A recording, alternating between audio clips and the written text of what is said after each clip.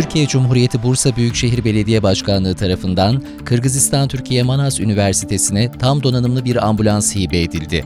Rektör Profesör Doktor Alparslan Ceylan'la Rektör Vekili Profesör Doktor Asılbek Kulmurzayev, üniversitenin Şehit Eren Bülbül Sağlık Merkezi'ni ziyaret ederek Bursa Büyükşehir Belediyesi'nin gönderdiği, üniversitenin sağlık altyapısını güçlendiren ambulansı inceledi. Yardımlarından dolayı Bursa Büyükşehir Belediyesi Başkanı Ali Nur Aktaş'a ve Bursalılara teşekkür eden Rektör Profesör Doktor Ceylan, sağlık merkezinin hizmet kalitesini arttıracak tam donanımlı ambulansın üniversiteye hibe edilmesine çok önem verdiklerini söyledi. Kırgızistan Türkiye Manas Üniversitesi sağlık alanında yatırımlarına devam ediyor. Türkiye'nin yurt dışındaki en büyük yatırımı olan Manas Üniversitesi'nde sağlık ocağı, Şehit Eren Bülbül Sağlık Ocağı kuruldu. Bir yıl yaklaşık süre içerisinde 400 bin dolara yakın hibe alındı.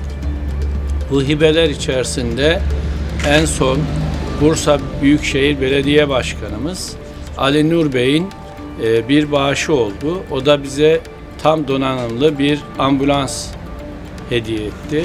Kendisine teşekkür ediyoruz. Bursa Büyükşehir Belediyesi malum 2022'de Türk Dünyası Kültür Başkenti oldu.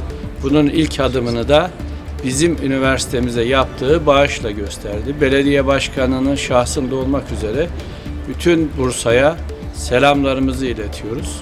Üniversitemiz sağlık alanındaki yatırımlarına devam edecek. İnşallah 22 yılı içerisinde tıp fakültemizi de kurarak bunu taşlandırmış olacağız.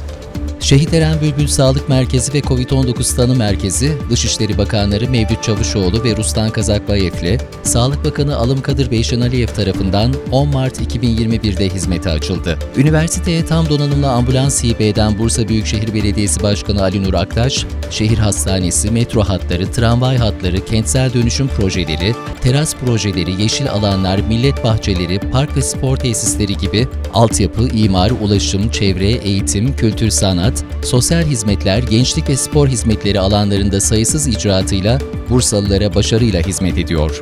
Bursa, 2022 Türk Dünyası Kültür Başkenti olarak bu yıl gönül coğrafyasından pek çok sanatçıyı ağırlayıp Türk dünyasının birlikteliğini kültür ve sanat faaliyetleriyle pekiştirecek.